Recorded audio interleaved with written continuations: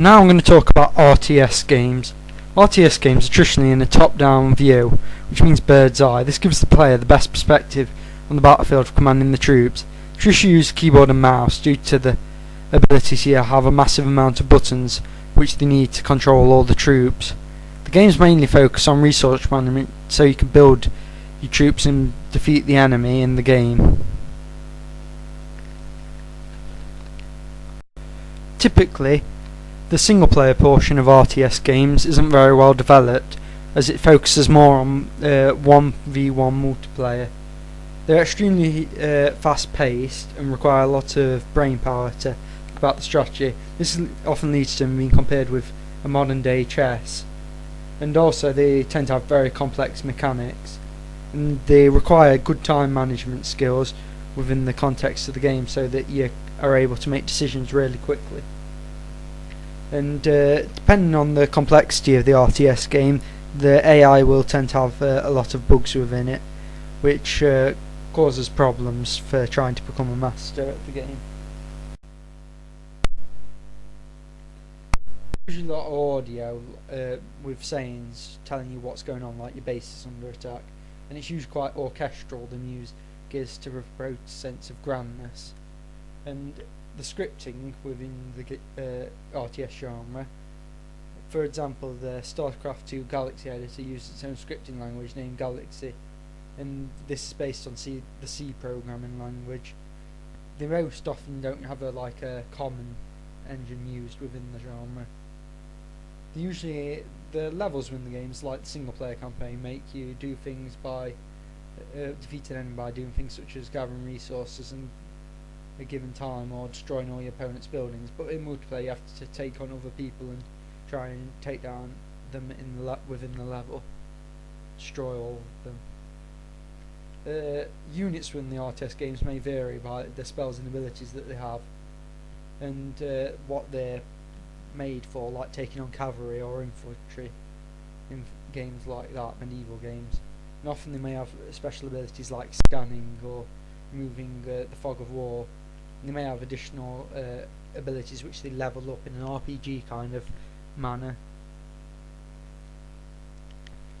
The obstacles within the game may be incorporated into the map where they can't move, or maybe destructible objects which you have to destroy to get past. The victory conditions may be based on different things within the game, such as killing all the people or gathering a number of resources as mentioned earlier.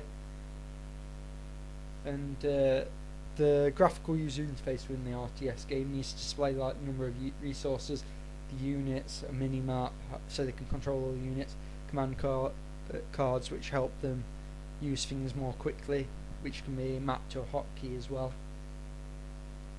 There are multiple different genres. There's MOBA, which is played online, and where they don't control the economy or create units, they just have a single hero character and work together, which has some multiple abilities, and they work together to take on other people and get golden experience from this. A famous version of this would be Dota 2. Grand strategy games are on a much larger scale, and these where you conquer things. They can mix in turn-based strategy with that. And games, examples of these games are stuff like Europa Universalis 4 and 3, and the Total War series. The educational benefits and the physical impacts on your body require you to move your hands around the keyboards really fast so you can react really quick. They can improve your brain function as you have to work on your time management skills and your reflexes to certain events. And also you have to improve your planning skills based on the limited information you have, and you have to manage your resources efficiently. And they've also become very popular in South Korea, where they're one of the most popular sports in the country, and they have internet cafes all over the country. And there's other RTS series which have become popular, like Age of Empires and the Command & Conquer series.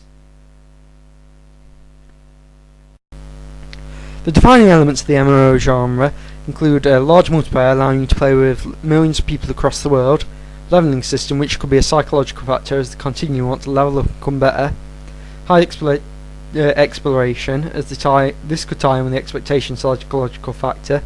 I believe there's a lot to do within the world, but sometimes it can be let down in games such as War Z. There's character customization. The levels within MMO are usually just one large map and a mixture of inside surroundings called dungeons. This makes them explore the areas more in detail. The character abilities, there's many in an MMO, as they may have lots of different things as spells and equipment, or even just basic things such as the ability to interact with an object. This ties in with the fun psychological factor, as it allows us to do many other things within the MMO universe. The obstacles in the MMO game are things such as dungeons and bosses within them, where they need to work together to take them down, and they get in gangs. The health system in an MMO is normally very basic, being with a health bar, which is increased with ranking up, and using spells or equipping new items, which improve the stats of the character.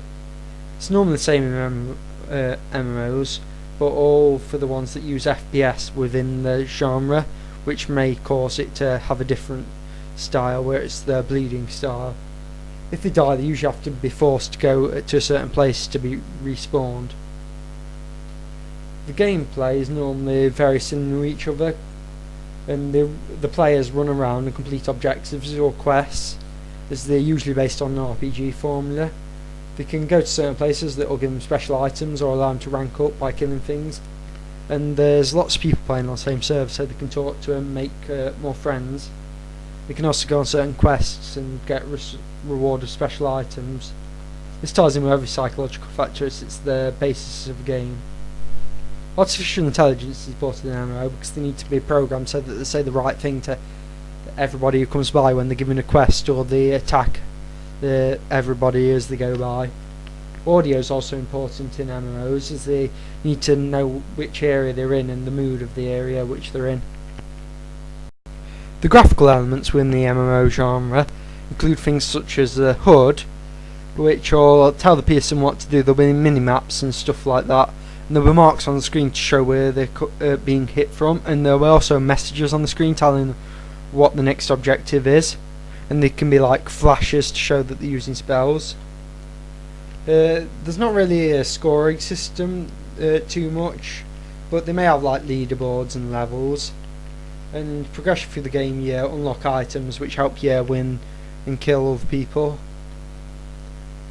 There's many subgenres in this. There's role playing, which is the most popular. There's first person shooter, there's real time strategy, there's turn based strategy, simulations, there's sports, there's racing. The educational benefits of this genre, allowing teamwork as you communicate with other people to try and take down people, may boost the confidence as they realise that they can work together to achieve stuff, and they can be more active, which improves their cognitive function. They do have a history. They may tell like a distant future, and the genre generally started with Dungeons and Dragons MMOs, trying to parody that. The best platform for an MMO is generally considered to be a PC, as it has enough keys for all the powers to be used, and it has the network to support online. They're probably the best. The gameplay is generally there's lots of different gaming engines used within the game, and the scripting can be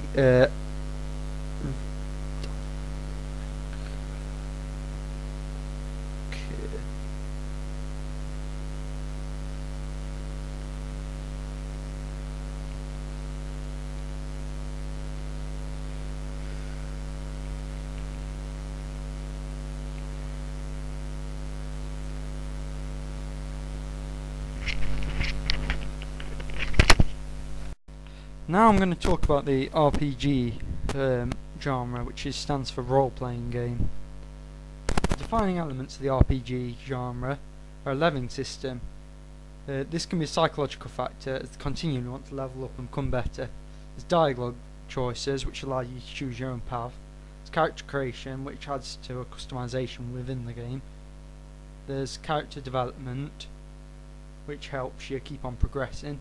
There's main and side quests, which can have a fun psychological factor. There's deep story, which may be what someone finds fun as it engrosses them more in the game.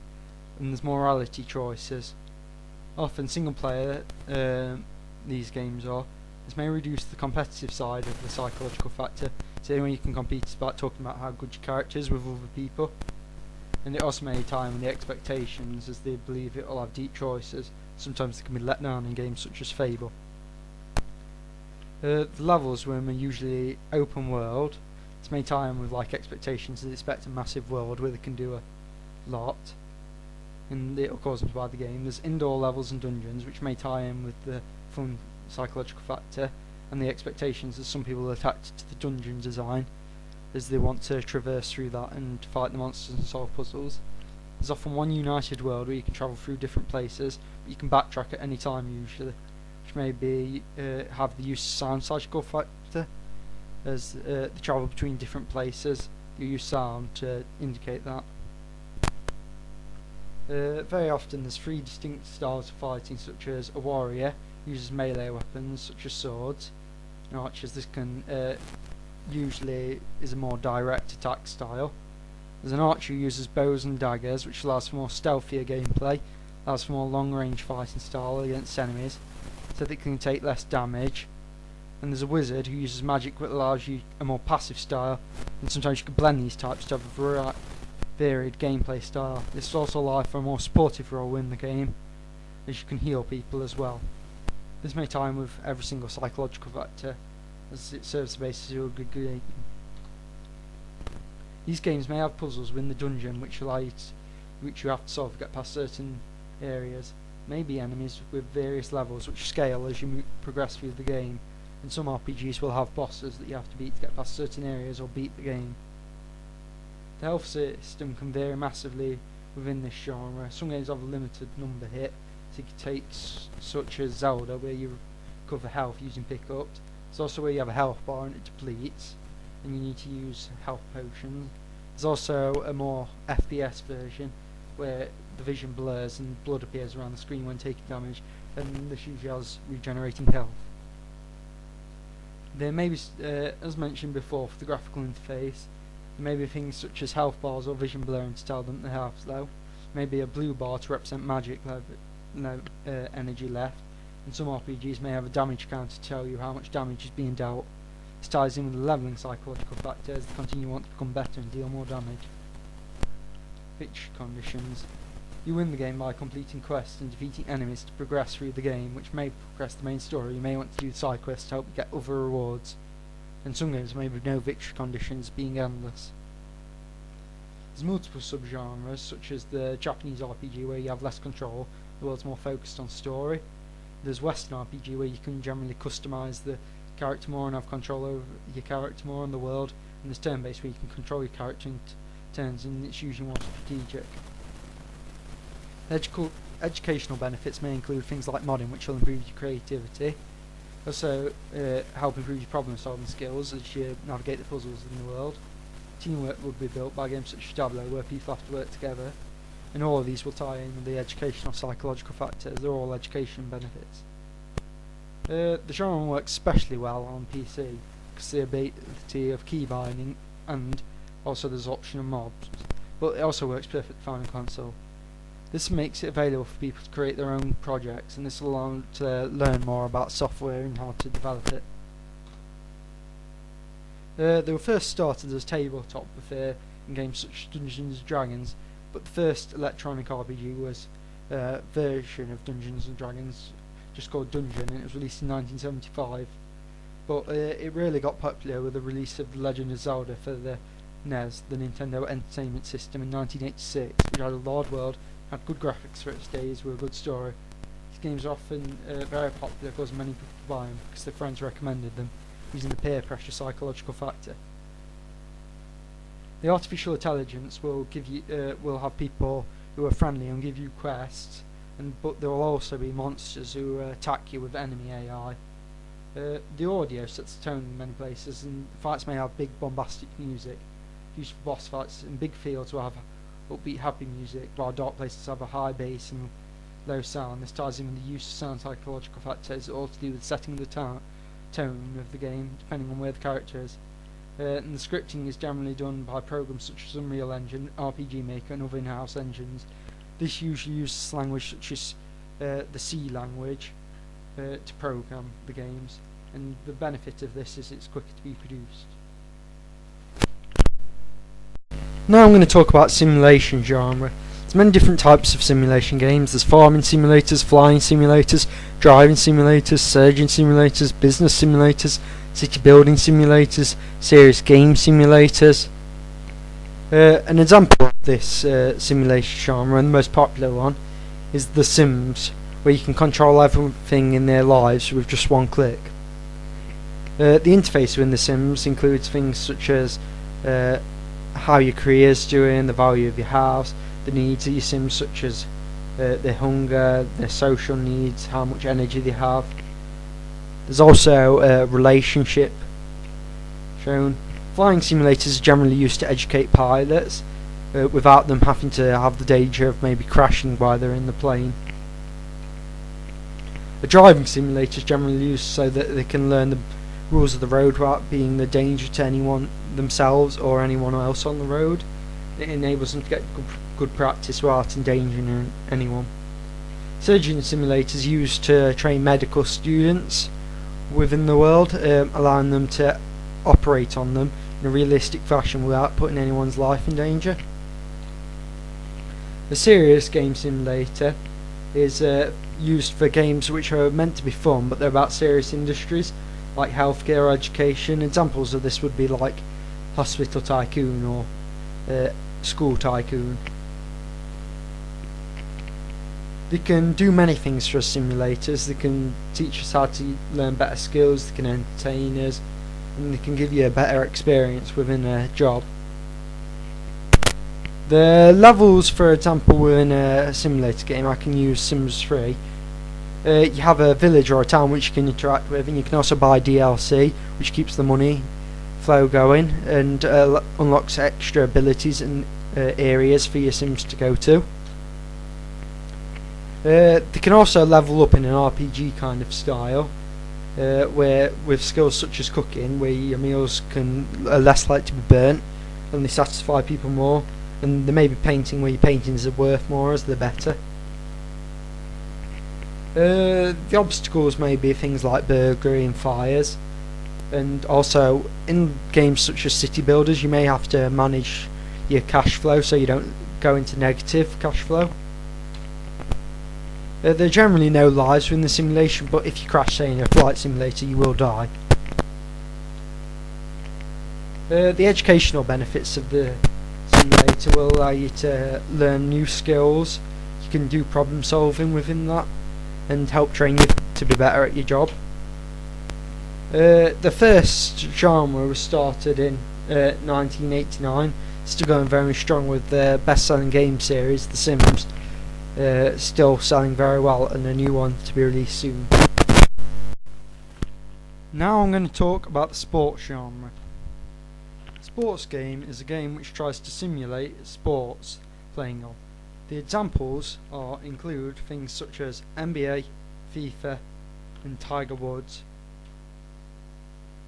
The levels in sports games can be divisions, where you try and win the division to either get to the top and get a trophy or progress to the next level of divisions, like moving up a division from League 2 to League 1 in FIFA, for example. The character abilities are in most sports games rated between 1 and 99.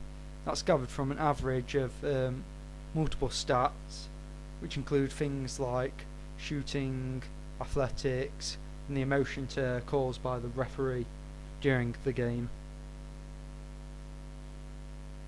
The enemies in sports games tend to be opposing teams in the games, as you try and beat them and become higher in the league, or in the race themselves, just a race on themselves.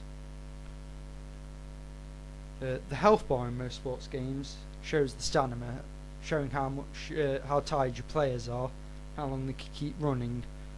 This can also be shown by the damage to the vehicle in racing games. In most sports games there'll be a mini-map mapping where the players are, so they can see more of the track or the pitch, and they can plan their actions more in advance. And the score can either be things like goals or how fast they're going within the game. This is usually placed at the top of the screen. The scoring system on sports games varies depending on the sport. In FIFA, for example, they're rewarded if they get one in the back of the goal, a ball. And on Tiger Woods, they're rewarded for getting as least amount of hits as they can when trying to put the ball in the hole. They can generate skills which are educational benefits, such as teamwork and communication skills, as you try and work together to get a strategy together, because you can play online and work together on that. Within sports games, the artificial intelligence is used through computer controlled players, which are your other teammates or the opposing team. You can choose different levels of difficulty, such as amateur, which is usually the easiest, or to world class. This determines which tactics the computer will use, and how hard it will be on you as a player, and what skills you'll have to use to get past them. And also they can be seen within the game as avatars such as other players, or also the manager.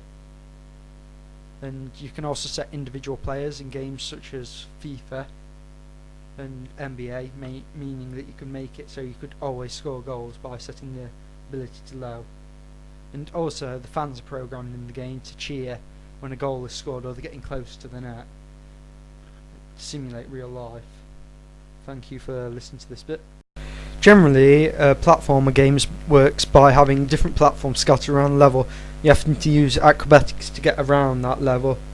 It's got puzzles mixed in with the platform games to help them be more interested in the game, which can lead to addiction in some cases. They're generally composed of 2D objects which the player jumps on, runs along and interacts with. And once a set distance in this puzzle is completed, the level is over. The sense of accomplishment can be gained by completing each level is great, but it can become frustrating for people when failing. The main character in platforming usually has just a few skills such as jumping, shooting and just interacting with things such as ladders, but they're enjoyable because they're so simple, so anyone can just pick up and play them. The obstacles that they generally have to face include things like enemies such as in the Mario game as Goombas and turtles which fly, so they have to jump on the head to take them down. And some games you have to find a key which opens the door to let you progress further through the game. And also the platforms move when playing the game sometimes, so they have to time the jumps. They usually have a number of lives within the game, about 3 usually, and enemies kill the player in a single hit or a few hits, which can take a life from them. This helps with the educational system as they learn not to be too risky. There may be signs present throughout the game, and they tell you tips. This could work as a tutorial setting to teach you the basic mechanics of the game. Usually they're quite hard and challenging. As the game progresses, they become harder and harder as they start out quite simple, and they provide people problem solving skills as they try to solve the puzzles within the game. The subgenres of platform games include puzzle platformers, run and gun platformers, cinematic platformers, comical action games, isometric platformers, platform adventure games and endless running games. Most of these include a leaderboard which you can compete with other people, which is a psychological factor. Most platform games generally teach basic gaming skills such as hand-eye coordination and problem solving skills, and they also improve your reaction times to obstacles that may come your way. They originated in the 1980s with the release of the Donkey Kong series by Nintendo for the NES, the Nintendo Entertainment System, which the hero Mario, which is Nintendo's mascot, first appeared, and he's appeared in many games and expanded outside the platform genre since. Most handheld gaming platforms can be used to platform, but they're also quite popular on the console, as they don't require many buttons, so it's easy to map on a console, and the joystick allows for greater control, making platforms easier, or the D-pad. The platform genre is improved by AI, as it allows the enemies to be created and the platforms to be moved. The audio enables the game to have a mood set for each level, enabling happy music for a green and sunny level, and dark music for a haunted house level. The gameplay of platforms has greatly evolved, where you just used to originally just get from A to B without dying, and you have lives, items, power-ups now, and you can even build houses in some later versions of platformers. The scripting within the game usually doesn't have a common engine, so it can vary massively between games, but even simple games can be done in things like Java or VB. Using psychology in the game can add to the gameplay a great deal, as we can see with games like Slender. Now I'm going to talk about the adventure game genre. The defining elements of this genre include the sense of mystery and the want to explore. They also include expansive 3D open world gameplay and an undefined leveling system. The more in-depth games produce an immersion, and this is famously present in the game Myst. They're generally full of large, interesting places, levels in adventure games, full of clues and side stories which they can do. And they're not based on how powerful your character is or the combat. They're based on how powerful your mind is and how you can solve puzzles and handle different situations. The abilities are all dependent on the game, as they vary massively within the genre, as some focus on free running such as Mirror's Edge and other many things. They aren't really based on defeating the enemies or becoming the most powerful adversary in comparison to your foes. The gameplay is more about defeating the world and overcoming the obstacles within it. Although health and lives do not play an important role in most adventure games, it is present.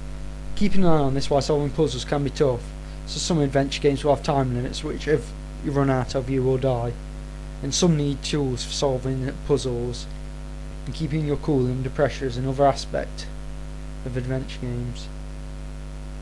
The adventure game genre's graphical interface is relatively simple. It just consists of skills, inventory, health, other stat information, and sometimes mini-maps in other games, whereas an adventure game may only get a crosshair so you can interact with objects. This is simplicity within the adventure game genre. The graphical interface within the adventure game genre is usually just a crosshair which allows you to interact with the objects within the world, and this creates a sense of powerlessness within the game. It's not a particular scoring system within adventure games. However, one of the ways of scoring, as well as progression through the game, is the amount of bosses in the game. For example, to progress to the next dungeon, the player has to kill the next boss.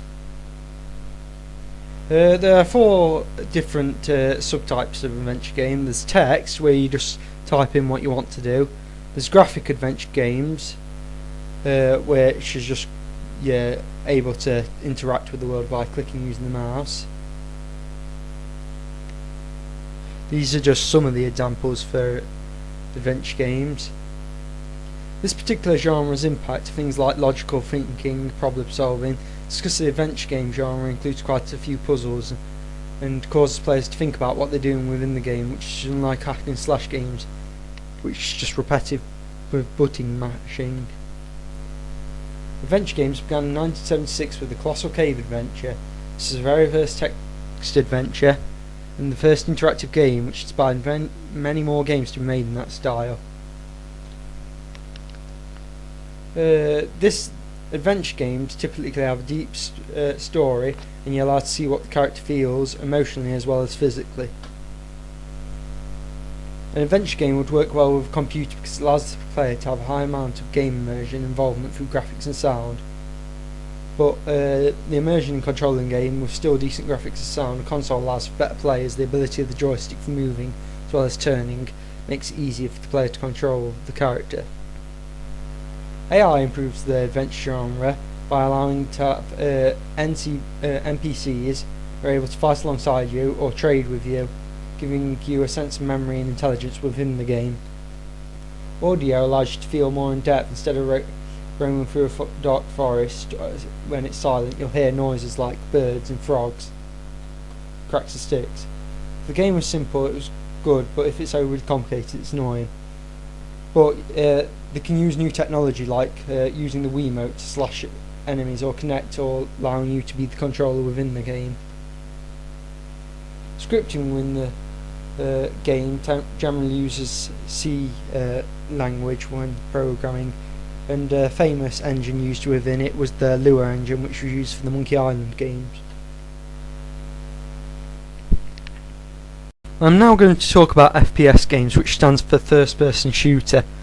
The defining elements of an FPS game include a first person point of view, 3D glasses, they usually have a HUD displaying things like health, there's multiple weapons which you can use which are ranged, there's varying enemies, and they tend to have quite linear gameplay, and there's an emphasis on hand-eye coordination and reaction time.